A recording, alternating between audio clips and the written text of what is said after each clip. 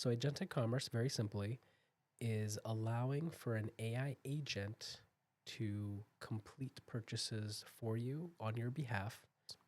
You tell the AI agent, hey, I've got a trip to Paris on September 22nd. I'm arriving at 8 p.m. I want a hotel room that lets me see the Eiffel Tower. And I really want to go to the gym. So I want the hotel to have a gym too. I want the view of the Eiffel Tower. This is the day I'm showing up. Oh, and by the way, I think it's going to rain, so order me an umbrella too. As a merchant especially, go to where your client already is rather than where you want them to be. And if they're spending their time inside that AI chat window, that's where you want to appear. That's where you want your products to appear. That's where you want to serve your client. Welcome to our 2 cents. We dive deep into the new payment frontier and explore how blockchain is reshaping global finance. This is Ivy, your host today. Today we have Hassan, who has 12 years of financial service experience and can cover crypto, AI, etc. So, welcome, Hassan. Welcome to the show. Good afternoon, Ivy. Thank you for having me. And thank you for taking the time to join our interview. I attended Hassan's speech on Agentic Commerce at a conference yesterday, and I was truly amazed. I believe AI has a potential to reshape the future of e-commerce. So, would you mind first introducing yourself, including your career background? Of course. Thank you again for having me, and thank you to the Chinese people for being so welcoming and kind as I've arrived to Shenzhen for the first time. I will go back to university. So I was actually pre-medical with the intention of becoming a surgeon. So my educational background was primarily hard sciences, biology, chemistry, physics, etc. My 2 undergraduate degrees were in human biology and economics. So while I was doing science and pre-medical work, I was also very fascinated by business and financial markets and economics. So my first financial services position was at JP Morgan, and I joined their investment bank in their treasury division. I did that for 2 years. While at JP Morgan, this is where I discovered crypto. JP Morgan was working on a private version of the Ethereum blockchain called Quorum. And I got very interested in this. And I took a huge risk and I left JP Morgan on my 2-year anniversary. I joined Kraken, which is now one of the top 3 global exchanges. 2.5 years in, I took over the VIP program of Kraken. And at the VIP program, I was in charge of the top 5,000 clients of Kraken based on their trading volume. And I did that was 5.5 years. So next part, why did you transfer from working at Kraken, a crypto exchange, for such a long time? This 2-year period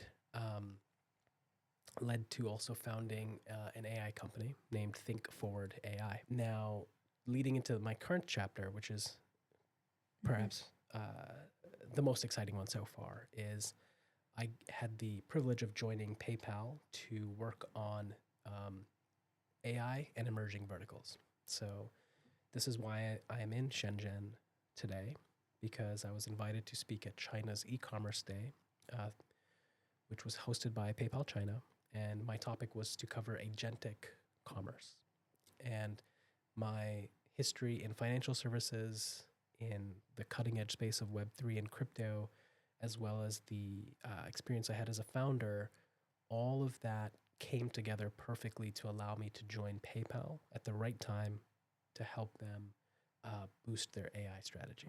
Understood. Then I understood why PayPal bring a candidate with a crypto AI background to lead this initiative. So is it your first time in China?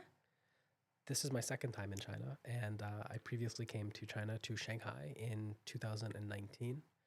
And had a lot of fun, so I had to come back. Okay, great.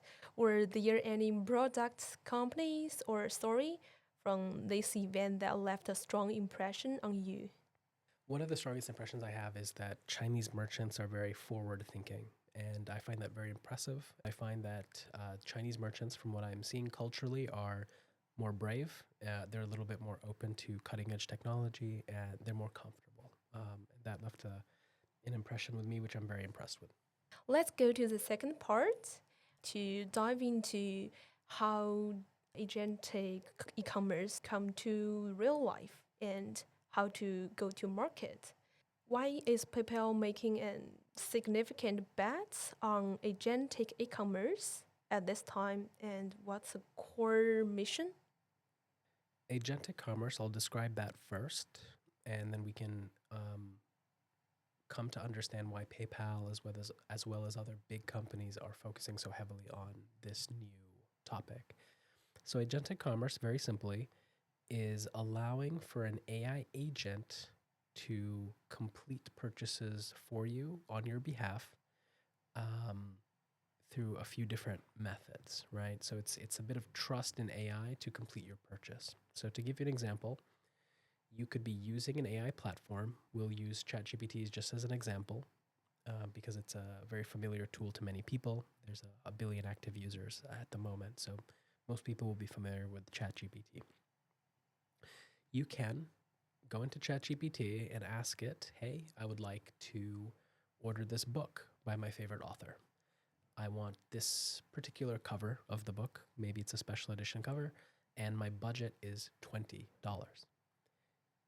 Keep a lookout for me, please. And then a week later, the book will show up to your doorstep.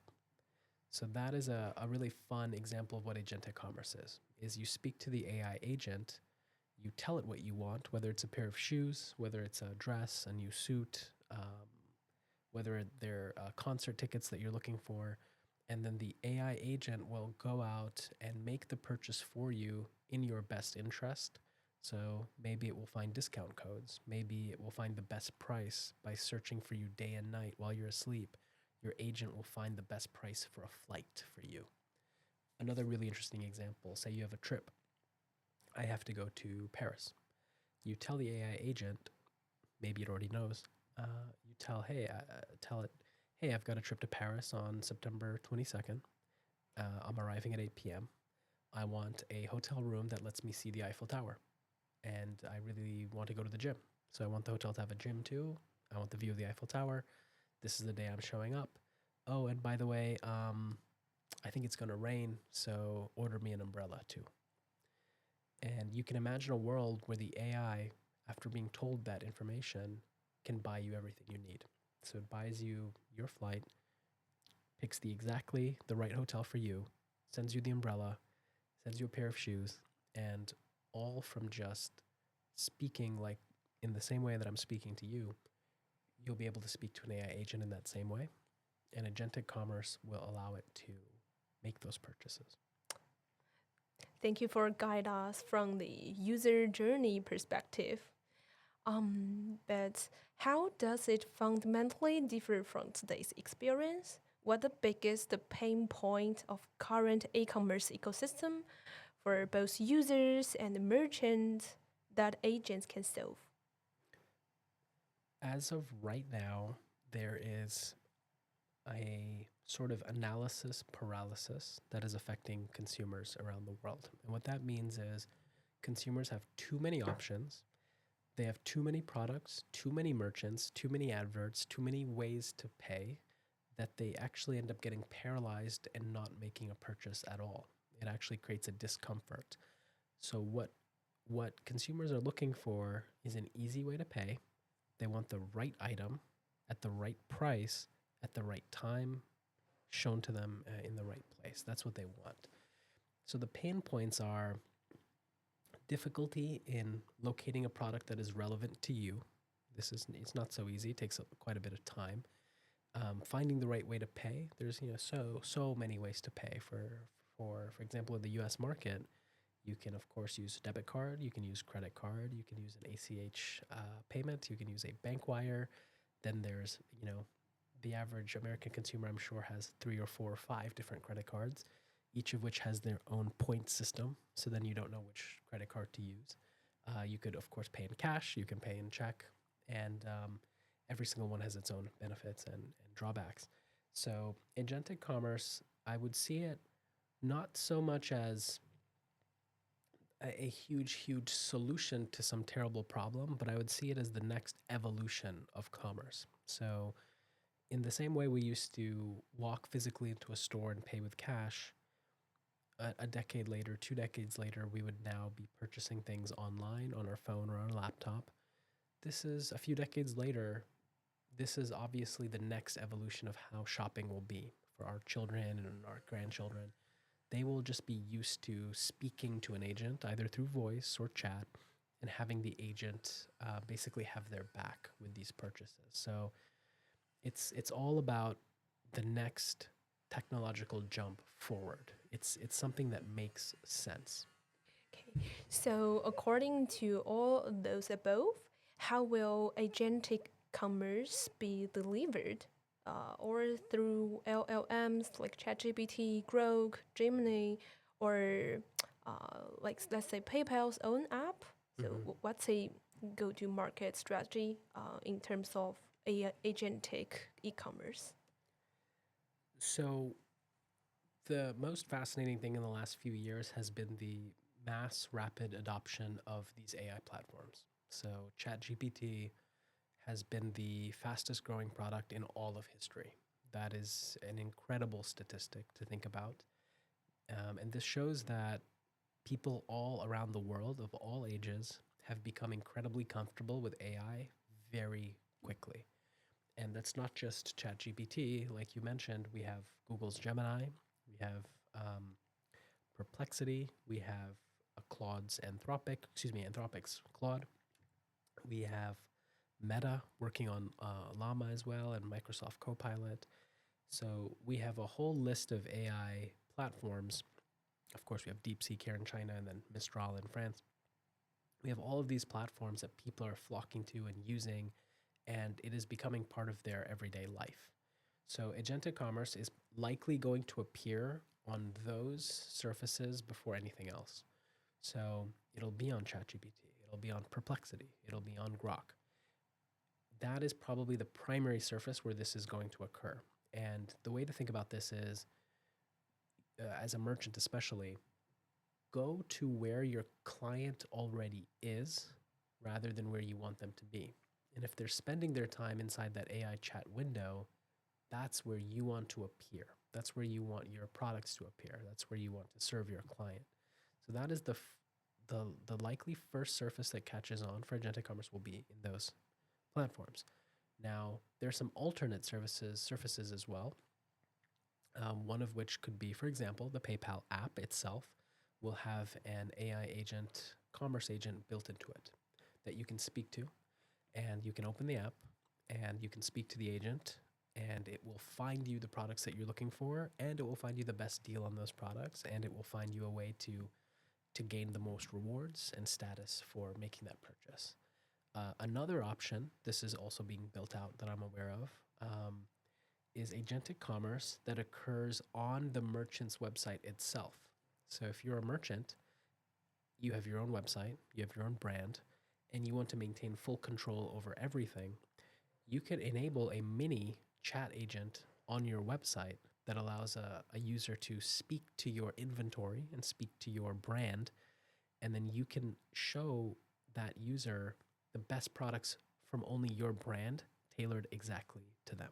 So those are the three surfaces where this could occur. Understood. So let's go to the technology part. Considering Hassan has a very hardcore technology background and also has been an AI startup founder, so I think he would be the very good person to explain all this technology detail. So let's see the user cases and the core features of agentic commerce. What specific functions will the first batch of agents focus on? Okay, so you can break the journey into a few phases. So the first phase is considered to be search and discovery. So the AI agent will help a user search for and discover the right products. So technologically, how does that happen? There's two methods. So there's web scraping. where you can scrape data on a website and basically understand the products, colors, variants, etc. of a merchant's product catalog.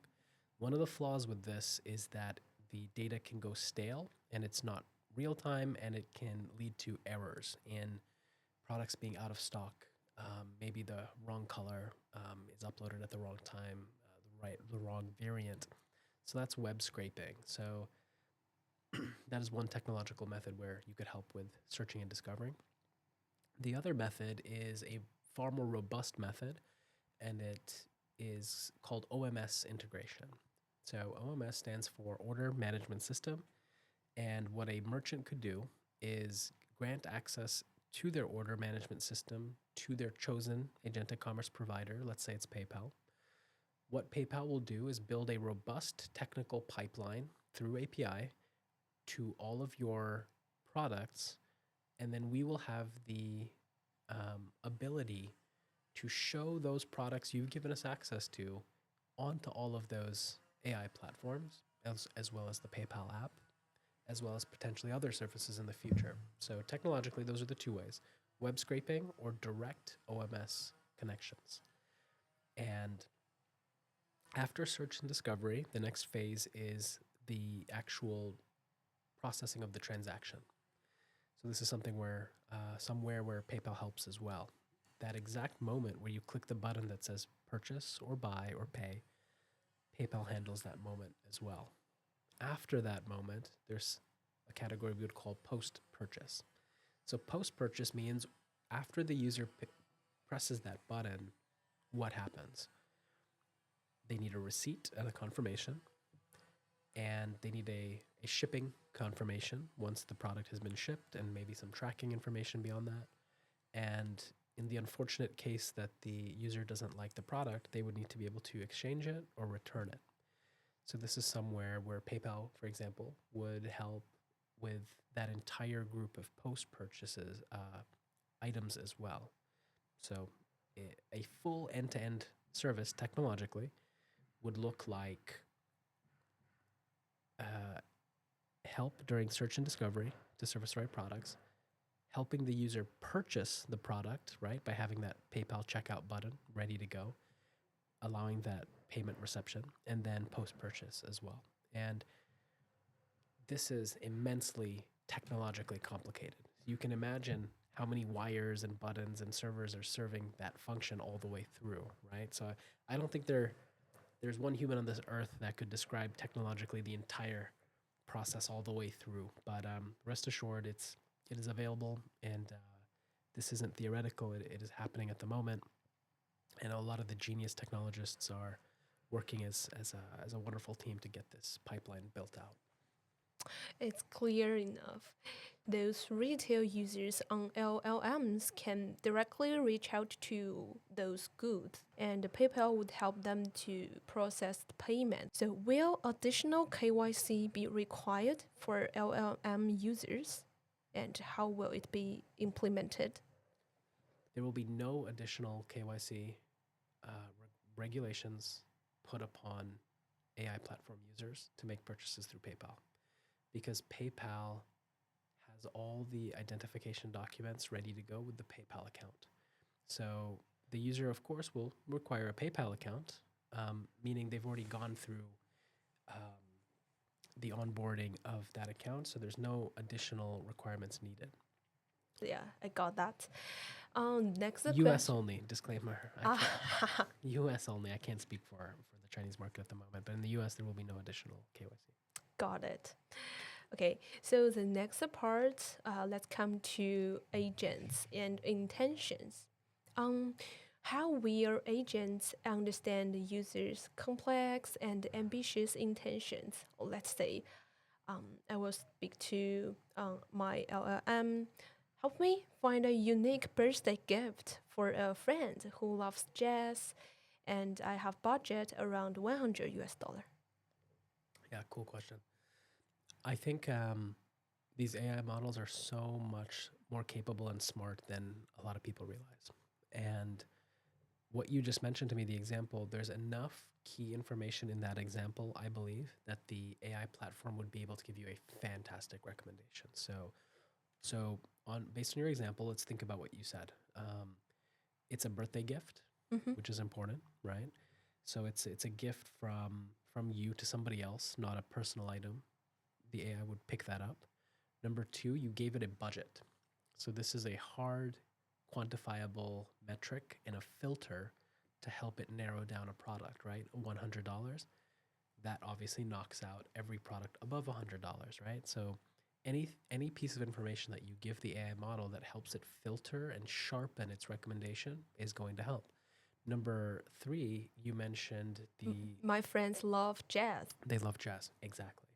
So now you've helped the AI even more to sharpen its recommendation, and maybe it could ask you some more questions. So there's a prompt engineering technique that people should be familiar with, which is you can ask the AI to ask you questions so that it can serve you better, right? So you can tell the AI, keep asking me some more questions to help you come up with the best gift. But even knowing that your friend likes jazz, the AI will do a fantastic job of narrowing down those categories. But maybe it would ask you something. Hey, is your friend a musician? Would you want to buy them an instrument? Do they just like to listen? In which case, we recommend these records or a record player or a pair of headphones. AI is so unbelievably good now at personalization and recommendations, and the more you feed the AI, the better it is. Yeah, by one more round of conversation, more information collected, they can give the best choice. Beyond the most common search, compare, and order process, are there any other functional designs, such as automatically participating some promotions or setting spending limits? Any other features can agent do? This is a very forward-looking question. I think it touches on some very interesting things, which is how much is the agent going to advocate for you? Meaning these discount codes that you mentioned or finding the best price for something. I think the question basically is asking how much can you trust this agent, right, to serve your best interests? Indeed. Right. So this is something that's being considered and thought about and engineered as we speak.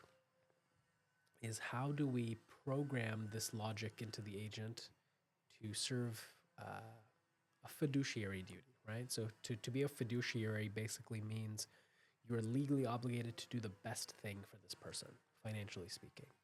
So what I think is there will be this fiduciary element integrated into these AI agents where they will, by code, almost by law, they will be required to search for any relevant discount codes, any promotions, and anything to make sure that you are getting the best deal possible. So to be clear, I don't believe anything like this is available right now to my understanding, but this is something that I see being programmed into the agents over the next 5 years. Okay, got that. So, those automatic driving, they have several levels. Like level 0 is driver do it by themselves, and level 5 is the car drive by itself and does not need a human driver.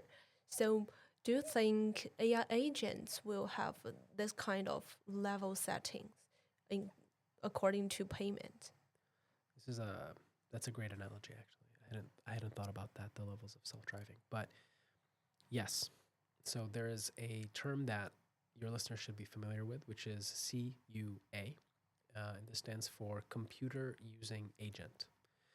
And this is what we would consider a lower level of a commercial agent for Agentic Commerce. So I'll explain. What this means is that you can give access to an agent to your browser so that it can perform the necessary clicks and text input to complete your purchase.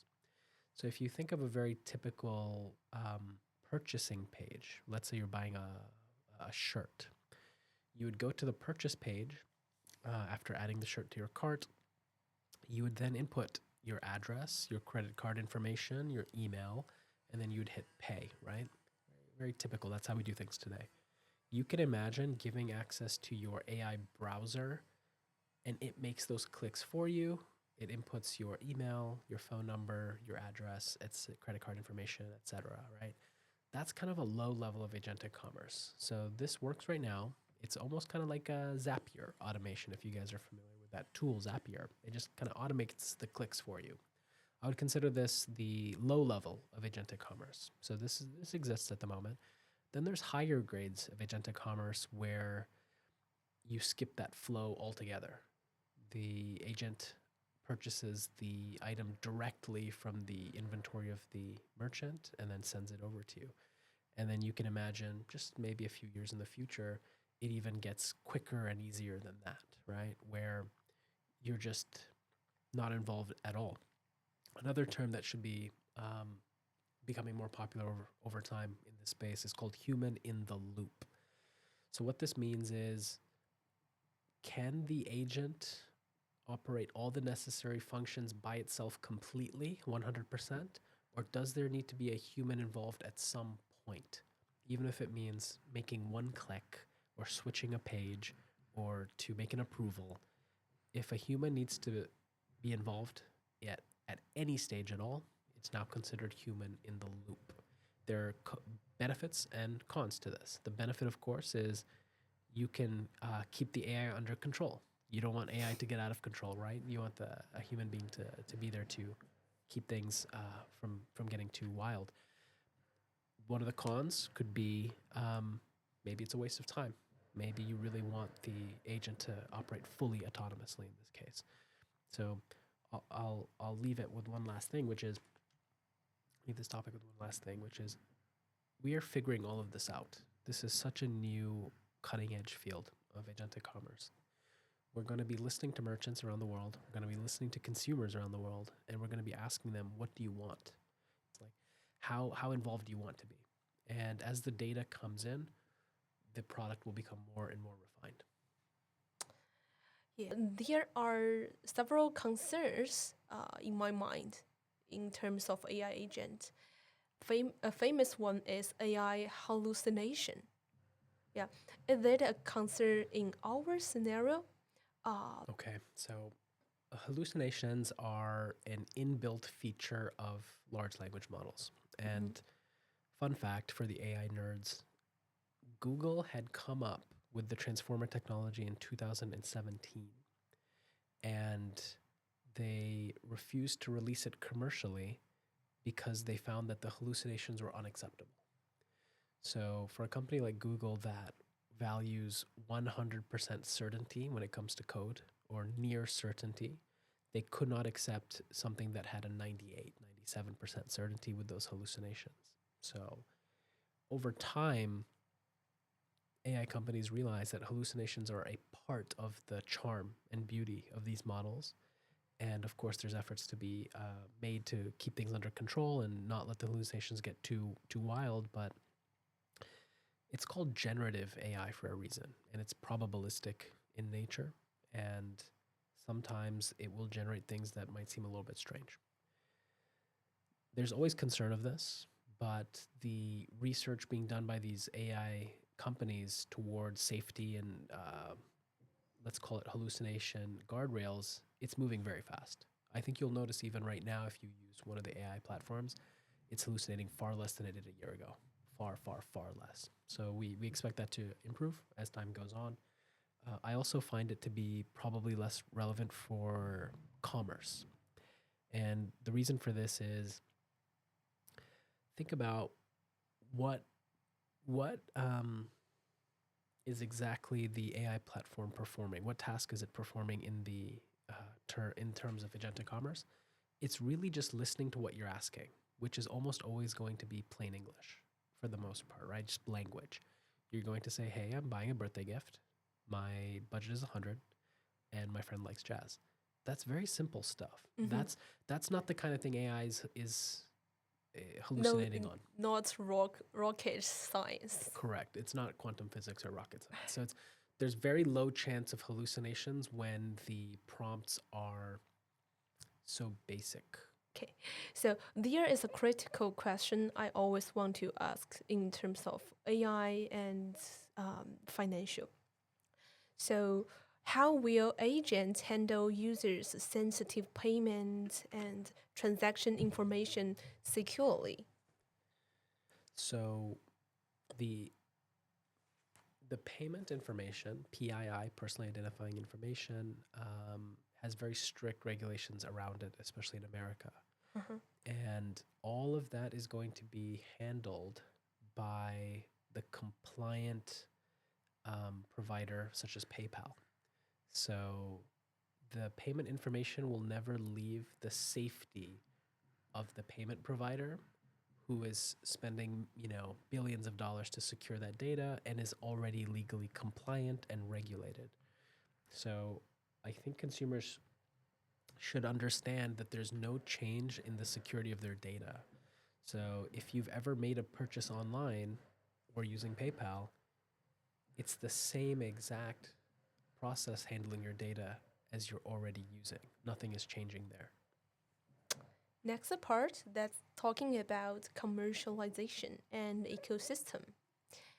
Who will be our target audience? Are they directed to customer or serving customers directly by empowering this merchant?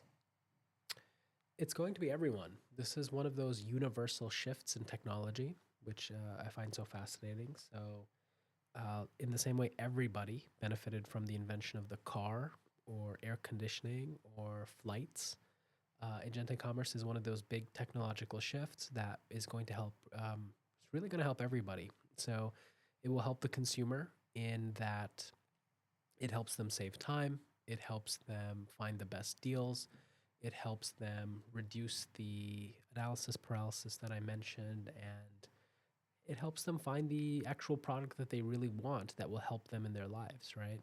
It helps the businesses because it shows new clients to them. It helps reduce their customer acquisition costs. It helps them increase the value of their brand and to strengthen their value proposition and their connections with their clients as well. So this is one of those rare moments in history where it really is a win-win, and I don't think any need to separate the markets from B2C to B2B, because this is really just a big blanket technological change of society. Indeed. Okay, next question is about paid ranking, about business model. So traditional search engines like Google, they can actually retrieve information across all e-commerce platforms. And if Google better integrates search with LLMs, its understanding will improve.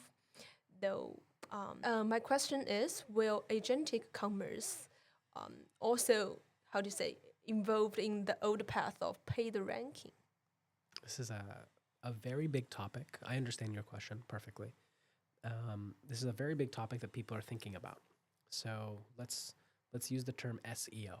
So your listeners will be familiar. This stands for search engine optimization. So you mentioned when a user searches on Google that the first 1 to 2 to 3 results are sponsored. And what that means is that the merchant has paid Google to preferentially rank their business at the top of that page. That is part of the revenue model of Google. This is how they make money.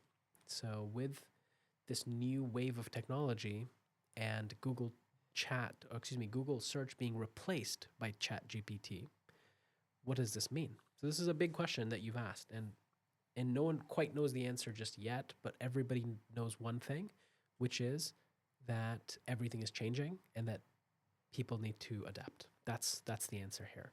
So there is a new term which is called GEO. So basically the GPT engine optimization, which is we have developed strategies and methods over 10 years to rank your business highly on Google search. But now what is the new strategy to get your business to rank highly on GPT or Grok or Claude? What does that strategy look like? And I can tell you right now, nobody knows.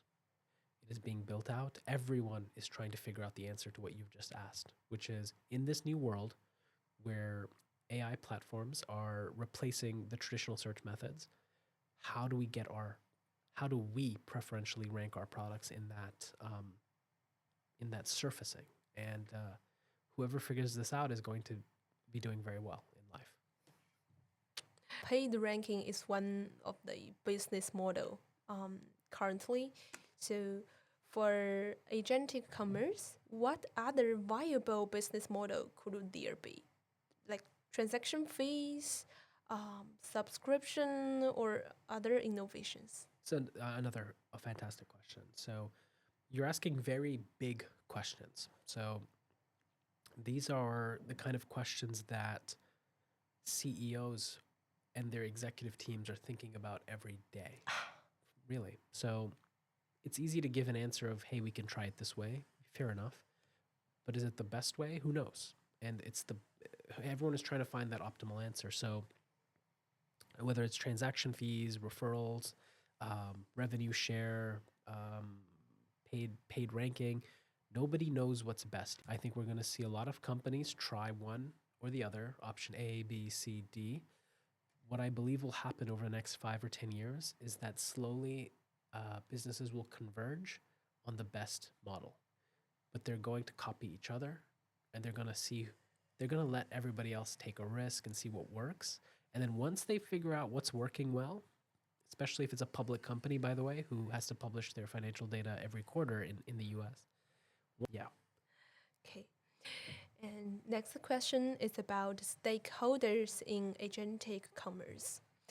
For instance, if a merchant wants to spread its information in all LLMs and let those retail users find them, what kind of information or data they need to provide to, let's say, PayPal? Okay, so I can only speak for PayPal at the moment. I know we have a few competitors that are working on similar things, but PayPal has made this very, very, very easy and simple and low risk for merchants. So there is a agreement that needs to be signed, which grants access to the order management system. And to be clear, there's no private data here. There is no protected data. It is simply a product inventory. That is it. It is letting PayPal know and have access to your inventory of products that you carry and the variants and the colors. For example, let's say you are selling shoes. You're giving access to PayPal to understand what shoes and what models and what companies, what sizes and what colors that you have available in real time. So that agreement, it's a very short, for a legal agreement, it is very short. It's only a few pages long. It is not a very deep, technical 20-page legal document. It's a very short document. PayPal will then work with the merchant and complete the integration just within a matter of weeks. It is a very short integration, and PayPal will actually provide engineering resources if a merchant doesn't have them in order to connect that integration. So once that integration is set, PayPal then has your permission to show your products on these AI platforms. And this is now public knowledge. PayPal is partnering up with Microsoft Copilot, Google Gemini, and we have partnered with Perplexity to offer Agentic Commerce by the end of this year.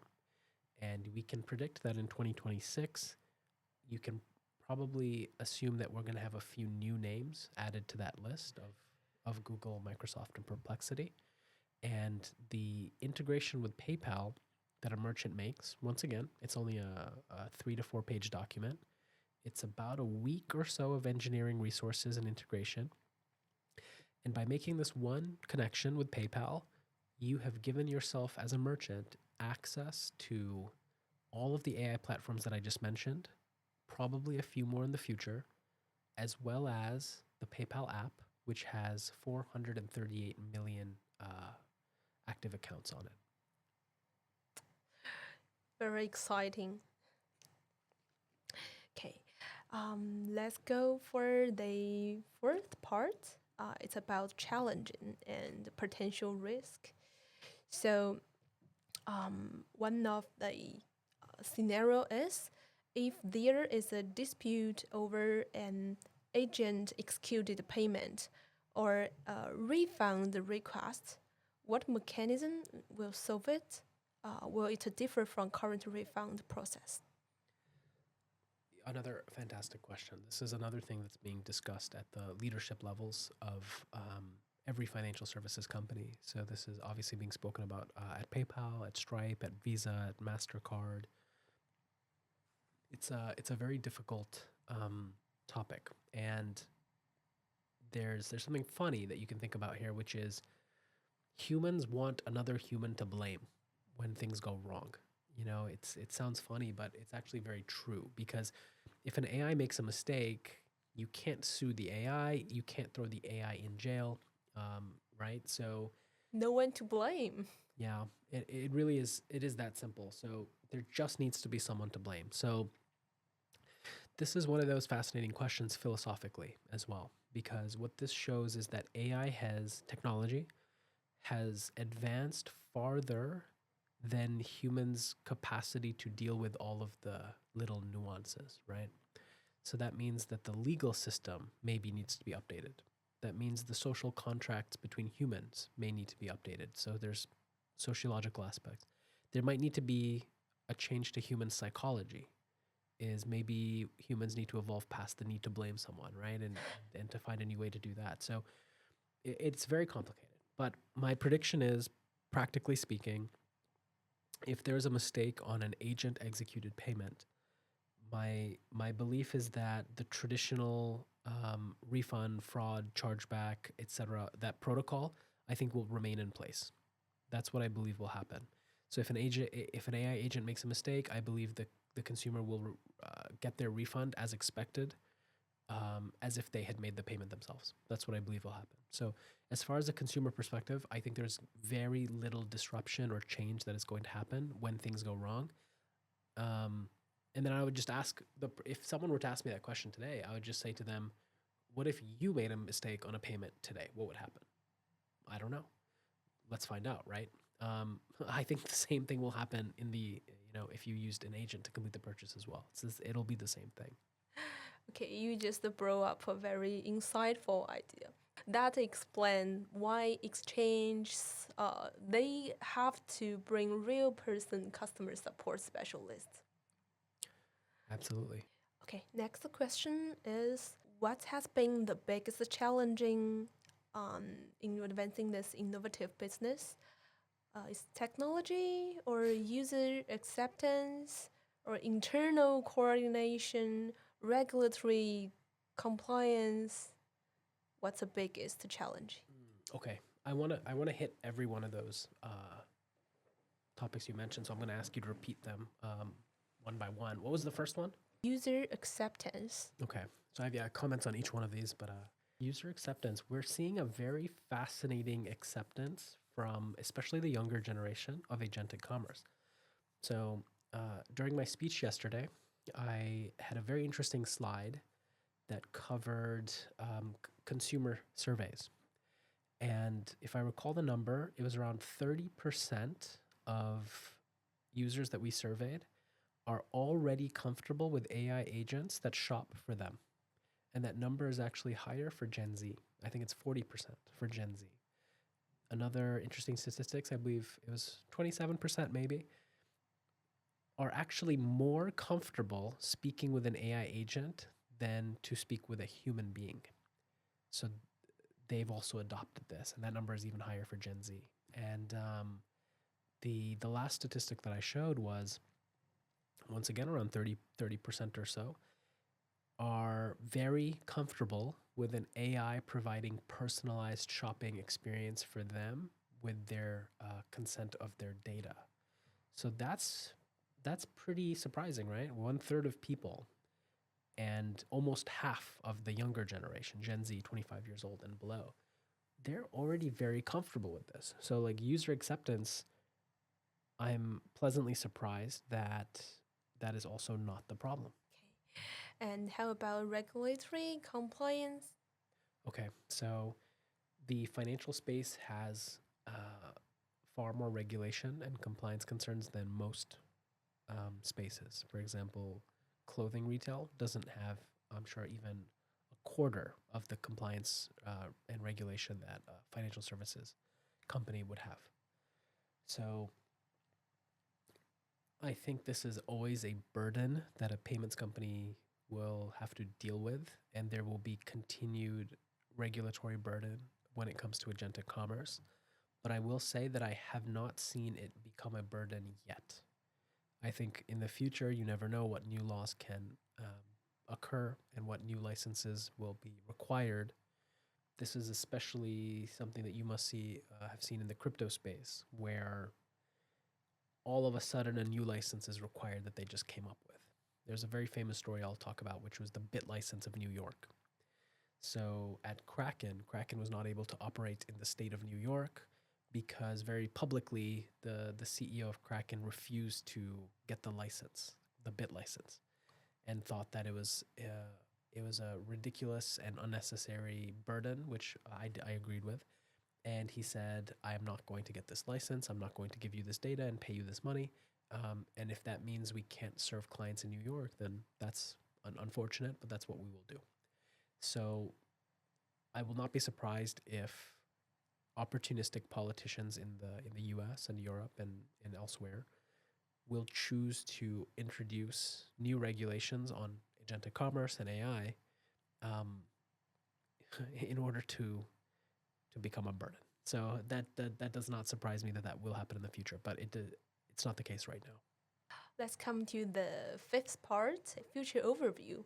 What a key milestone do you think for agentic commerce in the next 1 year? Okay, so things are moving very, very fast in AI and in agentic commerce. So my expectation is this. I believe that agentic commerce will be live in the AI platforms that I mentioned, and to repeat, that's Google, Microsoft, and Perplexity. I believe that will be the case. I also believe that we will be integrated into a few other platforms. There's only a few more, so you can think about those yourself. There's nothing official announced yet, but maybe something happens with Anthropic. Maybe something happens with OpenAI. Maybe something happens with XAI, Grok. We don't know, but maybe in the next year, this is something that's possible. I also believe customers will, within 1 year, have maybe 6 months of experience roughly with shopping agentically.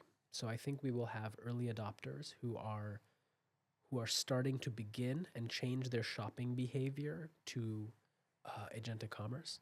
I also think we're going to have a younger generation of people who become, 16, 18, they get their first credit card, and this is the first time they've ever shopped online. So to them, this is the most normal thing in the world. So to summarize my answer, I think agentic commerce will just begin its entry into the mainstream within 1 year. And I think early adopters are going to be using it. I think people are going to see it in their favorite AI platforms, and it is just going to get a hold of society 1 year from now. I believe I will be the first batch of them. I hope so. Okay. Another question, the very serious question. In the long term, how will agents reshape the relationship between e-commerce platform, merchants, and the consumers? Given now users high trust to LLMs, even they trust LLMs more than search engine. Mm-hmm. So what a potential risk could occur if, let's say, we trust those LLMs so much and it combined with financial information, which is such sensitive. Right. So we're seeing that consumers do trust these AI platforms a lot.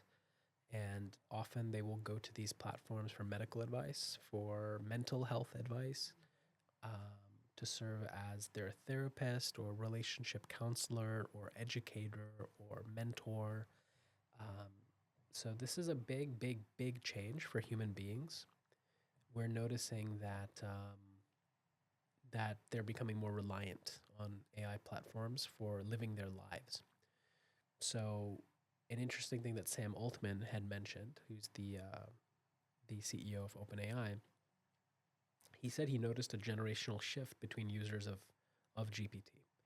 And he noticed that the older generation, roughly speaking, the older generation, were using GPT as a alternative for Google search, meaning the terms that they used to search on Google, they're just doing that on ChatGPT now. Whereas the younger generation, he says they're using it as a thinking partner and a life coach. So they're expecting GPT to give them advice on what classes to take, what college to go to, what sports to play, issues with their relationships, issues with their self-esteem or mental health, career advice. So they use it as, he said, an operating system for reality. So the question regarding risk is, it is a serious one, it is deep, and I think it goes, frankly, far beyond financial services and agentic commerce. It's what are the risks of a human being relying on a machine to such a degree? And I certainly don't know. I certainly don't know what those risks are. That is a big human change in society. As far as financial risks, right? We can talk about those a little bit. There is the chance, and you brought this up earlier, of an agent making a mistake. You know, maybe it purchases the wrong thing, the wrong color, the wrong size.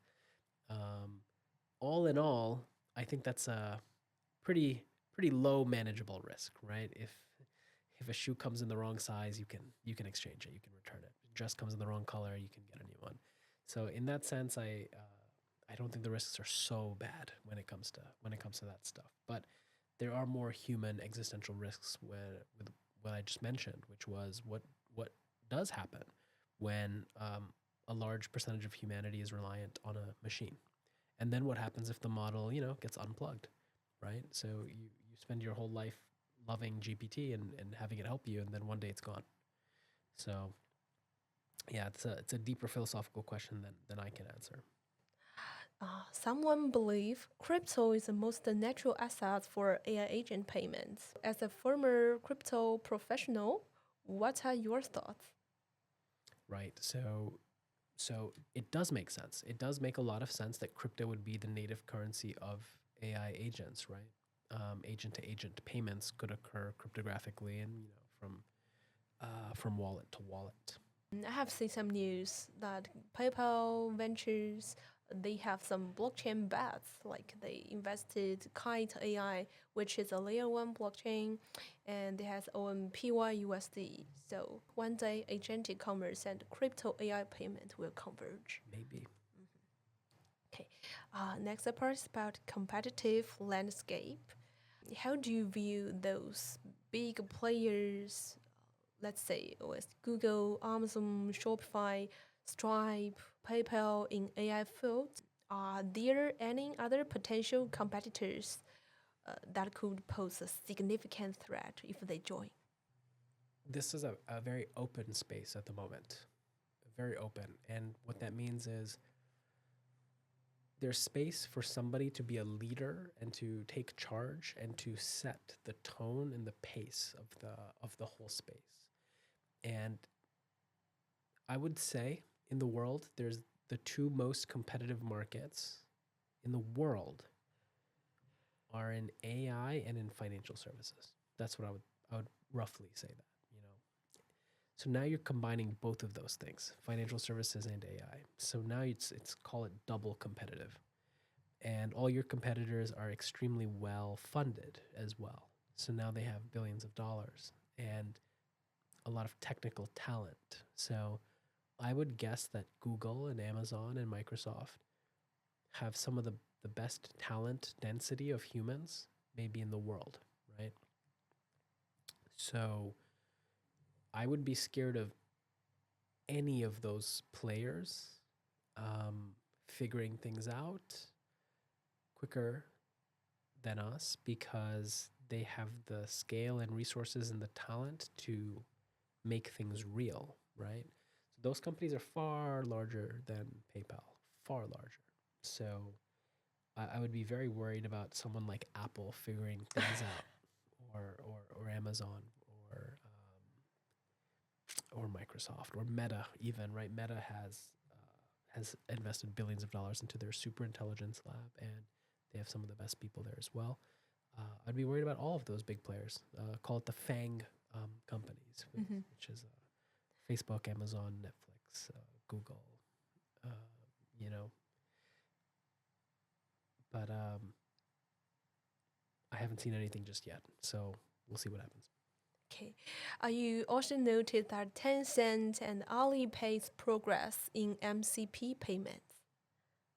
I'm not as familiar at the moment with Tencent and Alipay, but this is something that I'd like to research more on and get to understand that better. My general thoughts there are the Chinese market and the U.S. market are very segregated, and they are very separate. And there's, call it the firewall in between them to some degree. So I wouldn't worry about them in terms of competition, but I would love to see them succeed in helping Chinese merchants, and I would love to see them make technological progress that can be shared by everyone around the world, ideally. So I'd be happy to see them do well. So yeah, to be short, that is if you are a MCP client and you like plugging with Alipay's MCP server, then you can like doing natural language with LLM and let Alipay or WeChat Pay to pay for you. So yeah, basically the same idea, I believe, with PayPal MCP server. Yeah, amazing. So yeah, PayPal has their MCP server as well.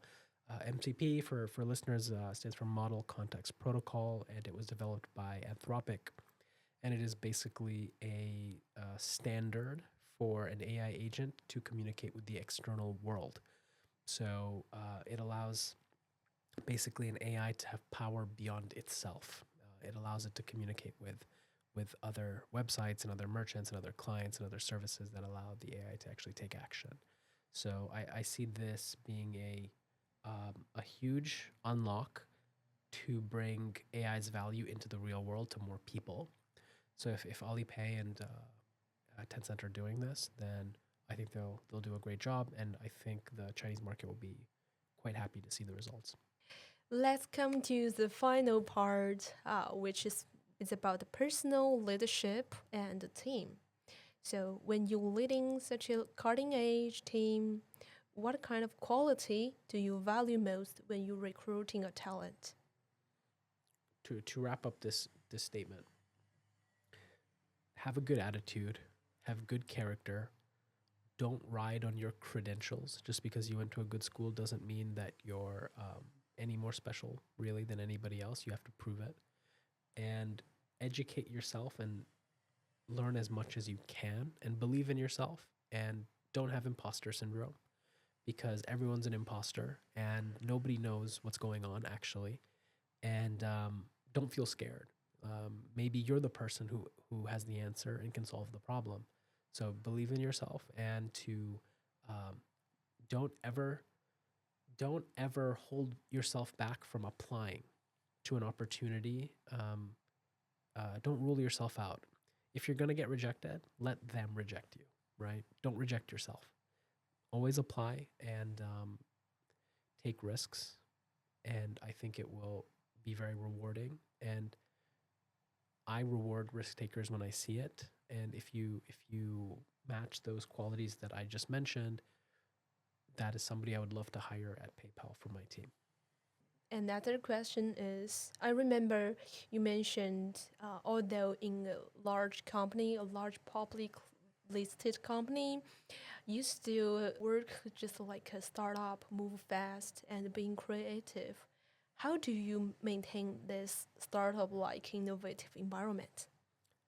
Yeah, amazing. So this is a big problem with bigger companies, is something happens where they become crystallized and sclerotic. That's a medical term, basically, for when the arteries are filled with plaque and then the blood flow doesn't move properly.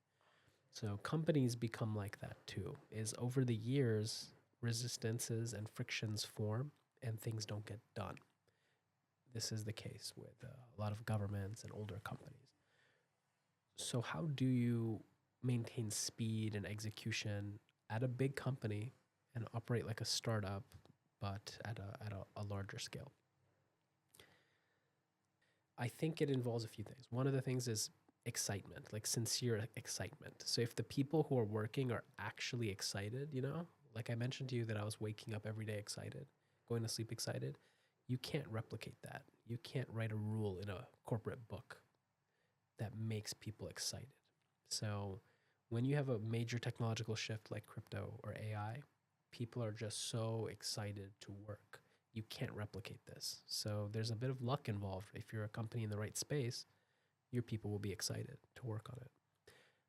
I think you need to internally paint a vision of hope and excitement in what they're working on. So paint a picture of hope. The other thing I would say is removing unnecessary hierarchy and bureaucracy. So what holds decisions back from being made is when they need to be approved by 3 or 4 different people, right? So I want to do something. Well, you got to get it approved by manager 1. Manager 1 has to get it approved by manager 3. Manager 3 doesn't care at all. It doesn't read anything and just says no. That's a huge problem. So if you are running a business, if you're a company owner, business owner, really think about what is your approval process looking like. Because there's some great people at your company, I promise, who have great ideas, who want to take action and they have energy and they just want to move fast. And they're probably getting killed by these processes. And I think PayPal has done a really good job of removing that unnecessary blockage. And they say, hey, if you have a good idea and you have energy and you want to do it and it's not a stupid idea, go do it, go do it. That's a great attitude that they have. And I think that's what's helping them move fast. So the last question is also the classic question of our 2 cents. So do you have some suggested topic about payment that you are curious about? We can make another episode on those topics. Yeah, I have an area that I'm very fascinated with. And actually it has to do with more so with Stripe at the moment. Stripe is building a new foundational model where the financial transaction is the atomic unit of the entire model. So what does this mean? The standard large language model has the atomic unit of a word, an English word. That's called a token. The token is the word, the cat in the hat. Each one of those words is the unit that the model is based off of, right? You input words into the model then gives you back words, right? There's a new type of foundational model that is doing that with numbers, transactions. So instead of a word, the cat in the hat, the information is Ivy purchased a coffee for 20 RMB at this place at this time. So what does it look like when you can speak to a model that understands the whole financial economy? So let's say you ask, give me the average price of a car sold in Shenzhen during September of 2025. And it has access to all that financial data and gives you the exact average price. Tell me the most expensive car. Tell me the most cheap car. Tell me about how many shoe purchases were made or eyeglasses. Think about what you can learn about the economy around you and your country and your society if you can ask, where is the money moving? What's the flow of money going from here to here to here to here? Imagine all the great businesses that will come from that data, because you see an opportunity of, there's a lot of money going into car washes. you know what? I have $100,000 in my pocket. Let me build a car wash. Maybe that's what I need to do, right? So I think this is just unbelievable. This is an unbelievable thing that can occur. Doesn't exist right now. This is to come in the future, right? And Stripe is not the only one working on this. I think there's some other companies too. So I'm just fascinated by this possibility of a genius economic model that you can talk to better understand the flow of money. Wow, that's also exciting me. Yeah. It's bringing us to the end to our conversation today. Thank you, Hassan, again for taking the time joining us and share your insight about agentic commerce. And if you are a merchant and who is looking forward to expand your business globally via LLMs, I hope this episode will help you. And feel free to come to PayPal's account manager and build connections. You can also find our contacts at the bottom of the screen. See you next time at our 2 cents. It's an honor. Thank you.